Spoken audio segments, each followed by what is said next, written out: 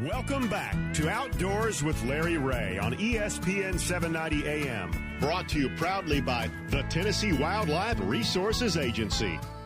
Hey, welcome back to Outdoors with Larry Ray on ESPN 790 here out of our base station here in the Intercom Radio studios, not too far from I-240 and Willow Road. Shelby McCall, of course, is our show producer. And, again, we are pleased to announce that our website, lroutdoors.com, on Wednesday night was earned second place in the EIC for the Southeastern Outdoor Press Association. Couldn't do it without a couple of these guys that's on the line with me as our co-host this week. This is what we call BW, Bonus Wong. This is his second time. He's on second and fourth. Ron Wong, and, of course, my good friend Bill Cooksey out of Jackson, Tennessee. Guys, I know it's fastest 90 minutes in radio programming. It seemed like we just sat down 5 minutes ago. I don't know about you guys because you were at home and I'm in the studio, but it doesn't even give Shelby McCall time to take a nap.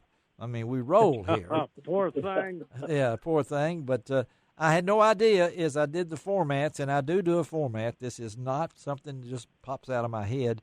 And never thinking that we would talk to Mark McWaugh right before we talked to Keith Amerson. But it really fits in as it flows today for our final segment to have a longtime friend of this show, friend of us, Ron Wong, I know for sure, and one of the nicest guys out there representing West Tennessee on the BFL. And when I see this and know that Keith Amerson of Bethel Springs, Tennessee, which I know where it is if nobody else does, but Keith does, but recently won the Phoenix Bass Fishing League LBL Division Super Tournament on September the 14th at Kentucky and Barkley Lakes. And we're really proud to have on with us this morning Keith Amerson. Good morning, Keith. Good morning. Nice to be here. All right. Tell us. Nice to hear from y'all, and looking forward to the show. Tell us about it, Keith. I mean, this had to be a big win for you. I mean, it definitely was. I mean, I put in a lot of time, a lot of hard work. I've been fishing that division since I think '07. Okay. And never have won one of them. It was my first win. Oh wow! I've come in second quite a few times. Yes. And one time in particular to a guy you might have heard of named Mark Rhodes. Yes, I know it. Yeah. Uh-huh.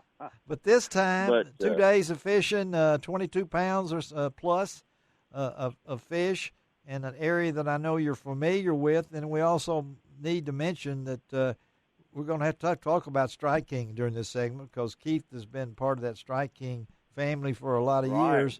And he fits that family image that Strike King has. But talk about the win, how you did it, and what does it do for you. And I know this morning, folks, once again, I didn't know where Keith might be, but he's on this Saturday morning. He's getting prepared to fish Chickamauga coming up in October, 8th, 9th, and 10th the next time. But talk about how you did this thing, because I know this was some effort that you really wanted to win. Well, I spent a lot of time at Kentucky Lake. Generally, before one of these BFL tournaments, I'll go up 2 weeks before on the weekend, and I'll spend a day or two just looking around, practicing, trying to figure out what I want to do. And then I'll go back again on the weekend before the tournament, spend another day or two looking around. Then I go back on the Fridays before. So I spend about, 4 to 5 days, out scouting around just for a one-day tournament, which was this last one was a 2-day tournament. But, I put in the time and the work and was able to find some fish on some shallow humps and shallow bars. That's where I've been pretty much catching all my fish up there all year. Yeah. And in this particular tournament, I was throwing a Strike King Rage Thumper worm. There you go, and a Ron. Strike King Cutter worm. There you go, Ron. And yeah, and was favorite. even using the Strike King. They've come out with their own fishing line this year, and I was using 15-pound Strike King fluorocarbon line. And, there you go. Yeah. Of course, a Strike King tour grade half-ounce tungsten weight also.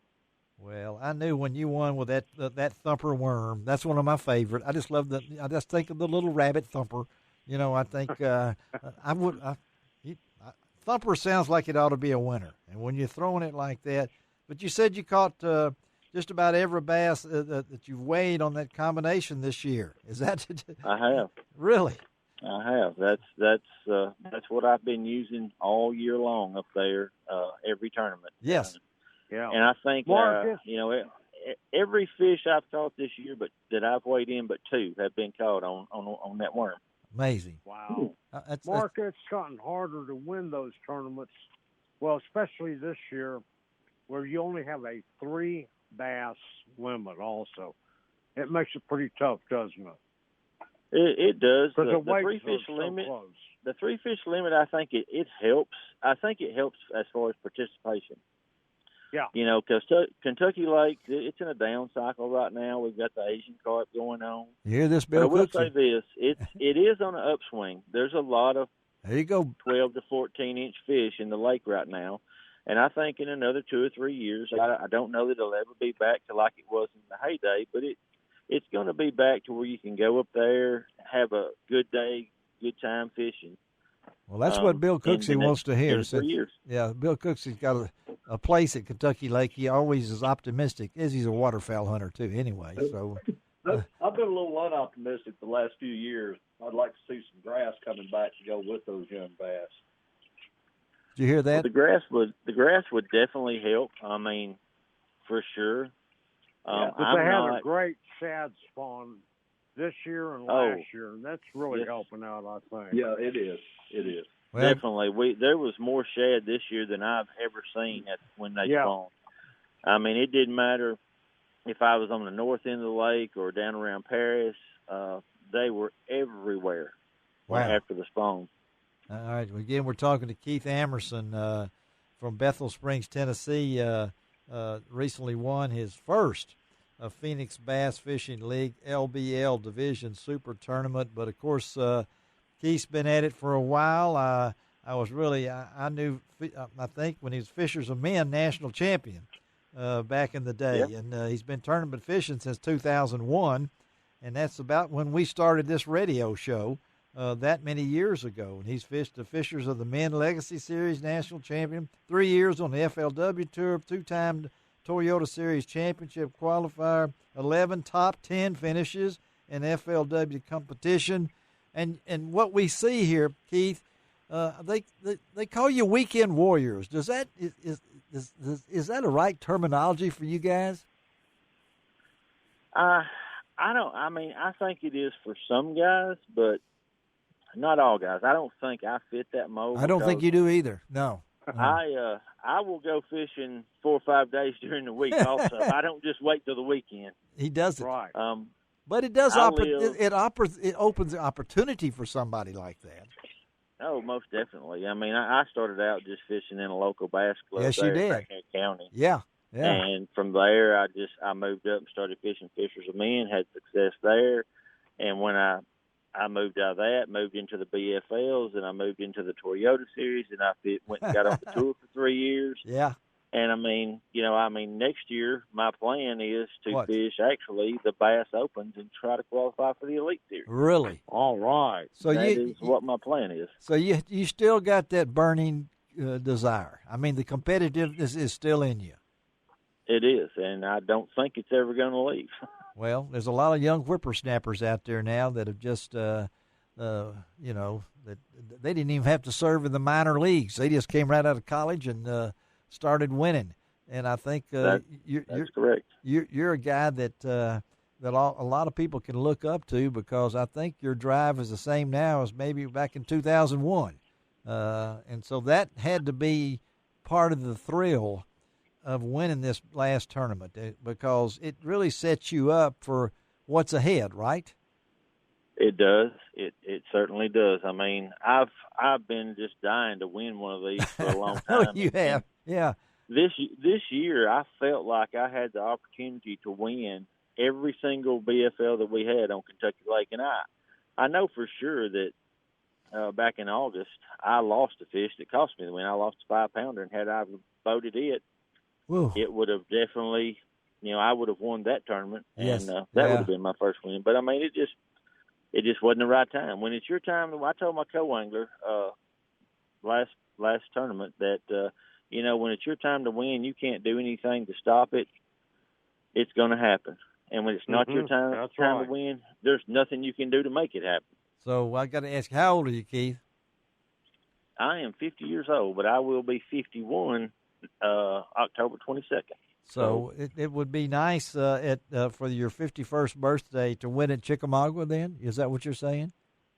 It would be nice. That would be a nice $60,000 birthday present. I've never had a $60,000 birthday present, but I sure would like one. Well, you know, so you started when you won $5,000 or something, right? This last one. So, well, I won about $5,300, and then Ranger's going to send me a check since I run a Ranger for $5,000. So it's going to equate to about we'll talk. It's going to equate to about 10-3. That's not bad. And I know you couldn't do it without. I know Strike King. What do you got? Strike King, Lose. And what else? You got Ranger boats. I've got Strike King, Lose, Ranger boats, Daiichi, the world's sharpest hooks. Yes. I've got Power Pole, Real Magic. And I'm going to be switching motors here in the off season. I'll be running a Mercury motor next year. It'll be sponsored by them. All right. Okay. Yeah. Well, things are going, Keith. Congratulations again, buddy. So I know midnight Sunday, off limits. Practice starts on October the 2nd on Chickamauga. The tournament 8th, 9th, and 10th. We will have all the results posted on lroutdoors.com. We're supposed to be non-partial here, but we're pulling for you. Okay, Keith? Absolutely. I appreciate it. I need all the help I can get. Well, we're going to give it to you, and after you win, we'll call you the next week, okay? That sounds great. All right, buddy. Have a great weekend. Be careful, all right? Thank you, Keith. All right. Thank you. All right. Thank you. All right, Keith Amerson, good guy. Happy for a guy that's 50 years old and still plugging along. So, anyway. Absolutely. Next weekend, next Saturday, first Saturday. That means that Laurel and Hardy will be our No, not Laurel and Hardy. Who is that guy? Dave Gabbard and Gene Smith will be on the show next week. And we'll talk about a little bit. I'm trying to get Andy Tweed on also, talk about this gentleman that was lost for 2 days in Shelby Forest. And I know Gene Smith knows all about that and knows how you really got to be careful. I'm so glad they found that gentleman, and everything worked out fine for that. But that'll be on next week's show. Some surprise guests on it, too. I appreciate you guys. Ron, any closing comments? Or I should let Bill do it first because I know you're going to close some of them. Bill, you got any closing comments? Y'all, those of you in the woods this morning, go into the woods this morning, wear your safety harness in the tree. Be careful. Yeah. And good luck. Good luck. Yeah. Okay. And Ron, of course, I know you'll be fishing soon. I know. Yes, I will. And I want to echo Bill's remarks. Be safe out there. Wear that life jacket. Yes. We've had another boating incident there on Table Rock Lake this last week. Yeah. Where 2 people have died. Terrible. So yeah. Be safe out there on the water. Yeah, and don't forget this is opening weekend, Saturday for SEC football, and that's as far as we're going to go. We'll talk next week about that. Golly. Yeah, toddy. Oh, my goodness. I'm calling the Hogs. All right. Thank you, Shelby McCall. We need to call the Hogs. We need to call the paramedics probably, too, while we're at it. So, anyway, thank you, guys. This is Larry Ray reminding you that each and every week it doesn't cost an extra cent to be a good sport. And what else, guys? God bless the USA.